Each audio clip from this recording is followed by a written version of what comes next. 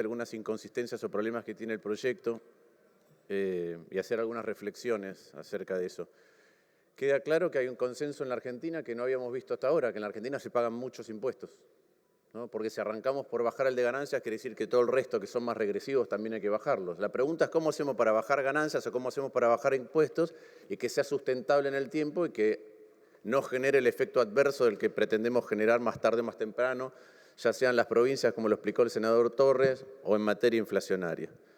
Y está claro que hay que abordar el tema del impuesto a las ganancias porque si no, suben los salarios, pero si no sube la capacidad de compra, se paga más impuesto a las ganancias a pesar de que la ganancia es menor. Es decir, la capacidad real de poder consumir es menor.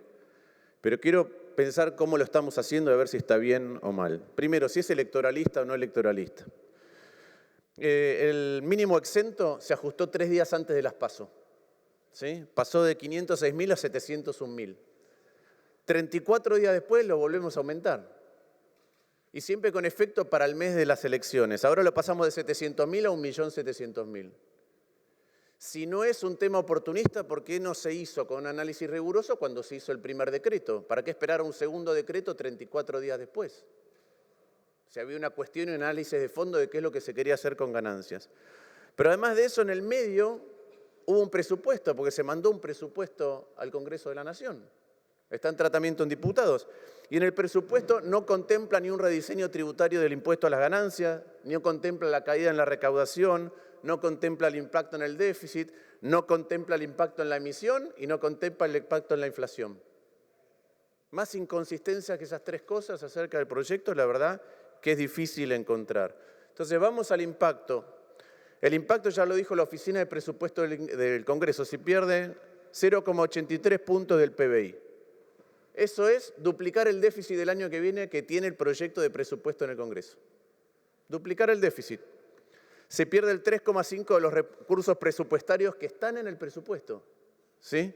Lo que va a llevar a mayor emisión y por ende a mayor inflación. Pero además, como ya explicaron todos los senadores preopinantes, el 58, casi el 59% de eso sale de las provincias. Son recursos de las provincias, porque el impuesto a la ganancia se coparticipa y el 58,76% de eso va a las provincias. Entonces ya de ese 1,7 billones de pesos que se pierden, bueno, impacta, como lo explicaba recién el senador Torres, en los sueldos de cada provincia, en los servicios que cada provincia va a poder brindar. Y tiene efecto altísimo en los presupuestos. Dicen que sí, que se va a compensar con créditos y débitos y con el impuesto del país.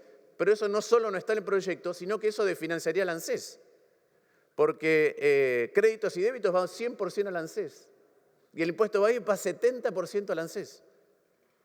Entonces, aún cuando lo compensáramos de esa manera, vamos a desfinanciar a los jubilados.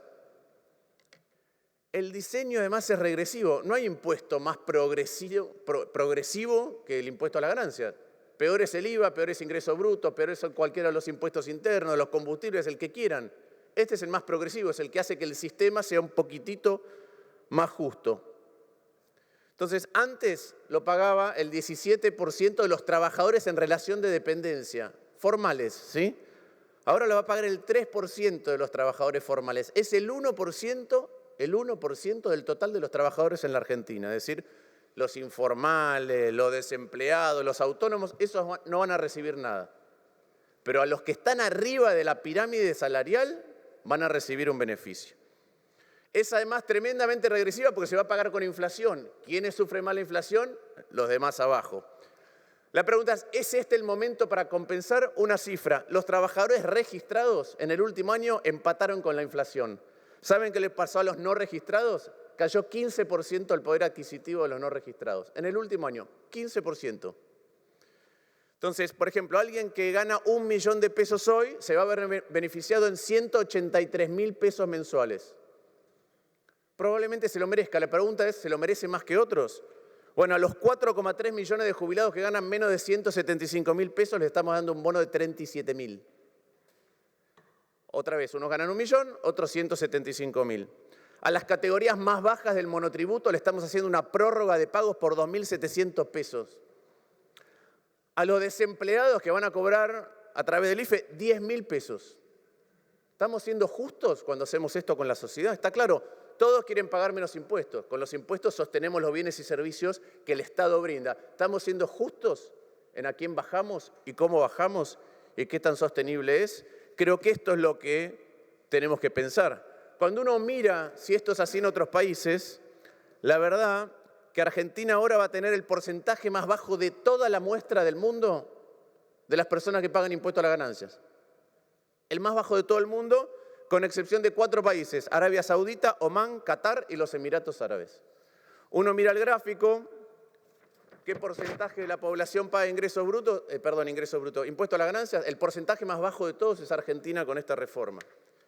Cuando uno compara, por ejemplo, uno dice, ¿cuál es el mínimo exento? El salario que no paga impuesto a las ganancias, y lo divide por el PBI por habitante, ¿sí? Ajustado por lo que se llama paridad de poder adquisitivo, para que sean compatibles las comparaciones. En la Argentina el mínimo exento va a ser 2,5 veces, 2 veces y media el ingreso promedio de los argentinos.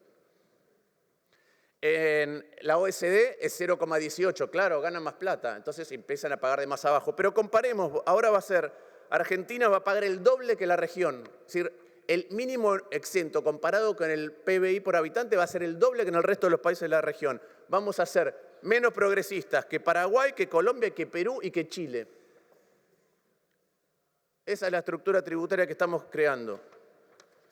Pero además hay un montón de otras inequidades que se suman, ¿sí? Por ejemplo, si uno es autónomo, para alcanzar la alícuota del 35% tiene que ganar 14 millones de pesos anuales. Si uno ahora está en relación de dependencia, puede ganar 2 veces y media lo que un autónomo y no pagar. O sea que no es en función de cuánto se trabaja, sino en qué modalidad se trabaja, es cuánto le cobramos a las personas que están trabajando. Lo mismo pasa ahora al impuesto. Por ejemplo, si uno es casado o soltero, si tiene hijos y los tiene que llevar a la escuela, si paga alquiler o es propietario, nada de eso va a importar a partir de ahora. ¿Estamos siendo justos?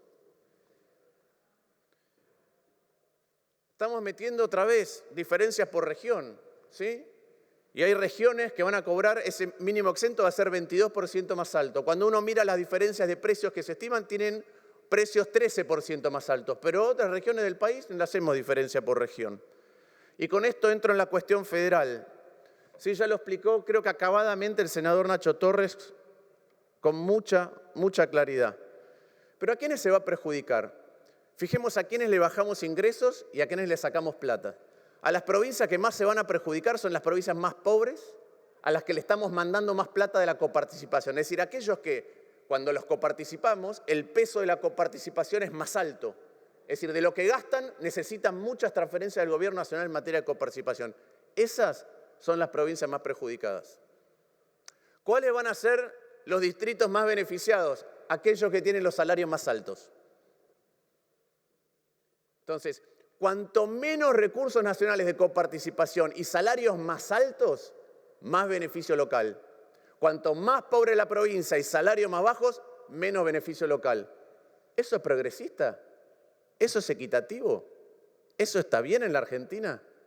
Porque cuando le sacaron la plata a la ciudad de Buenos Aires en plena pandemia, dijeron exactamente lo contrario. Están haciendo exactamente lo contrario de lo que vienen diciendo ahora, o de lo que van a hacer ahora, con mucha, me parece a mí, irresponsabilidad con la cuestión federal y la cuestión local, y por eso me asombra que en esta casa esto sea votado así. Además estamos comprimiendo, en la Argentina es el único país que apenas uno empieza a pagar impuesto a las ganancias ya paga 35%. Cuando arrancó el impuesto a las ganancias, arrancaba pagando uno 10% y había que ganar 10 veces más para pagar 35%. Hoy uno arranca directamente casi por el 35%. La cuestión de si el salario es ganancia o no es ganancia. Esto es un impuesto a los ingresos, no a la ganancia. Si no, ¿por qué lo cortamos en 1.700.000 pesos? Si el salario no es ganancia, eliminémoslo para todos. Si no, estamos diciendo, bueno, lo cortamos en 1.700, como antes lo cortábamos en 700 o en 500, lo podríamos poner en cualquier lugar. Porque esto es un impuesto a los ingresos, de los cuales los rubros que sacamos son aquellos que le permiten a uno vivir, pero es el impuesto a los ingresos, por eso lo usan todos los países. Lo aplican sobre los salarios, lo aplican sobre las ganancias de las empresas, lo aplican sobre las rentas de intereses, de capital, lo aplican sobre todo. Pero si no, ¿por qué lo cortamos en un lugar? Si no hay ganancia, saquémoslo para todos. Lo que estamos diciendo es que hay un nivel que nos parece muy alto de que pagar ganancias. La pregunta es dónde se pone, y por eso hago todo el resto de las consideraciones acerca del resto de las personas que están mucho peor y que las vamos a poner en una peor situación. ¿Qué es lo que deberíamos hacer?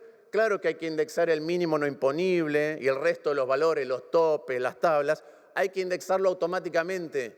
¿Por qué? Porque si la inflación es 12,4% anual y hay un rezago en la indexación, lo que pasa es que sentimos que cada vez pagamos más. Y hay una economía inflacionaria que además entra en recesión, a nadie le alcanza. Y eso es lo que está pasando. Pero vamos a cambiar el diseño de un impuesto que ya está mal y lo vamos a hacer peor. Y después tendríamos que tener un tratamiento equitativo. ¿Para quiénes? Para que los trabajan en distintas situaciones, los que trabajan en relación de dependencia y los independientes. Hoy los estamos tratando distinto. Tendríamos que tener, como dije recién, alícuotas más graduales que vayan creciendo en el tiempo. Y por último, si vamos a bajar impuestos, digamos qué gastos vamos a bajar también. Porque si no vamos a desfinanciar el Estado. Y tenemos que simplificar cómo es el pago. Nada de eso es lo que estamos discutiendo hoy.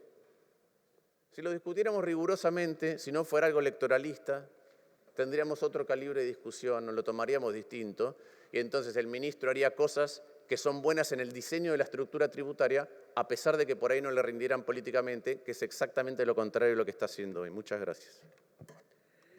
Gracias, señor senador Mauricio.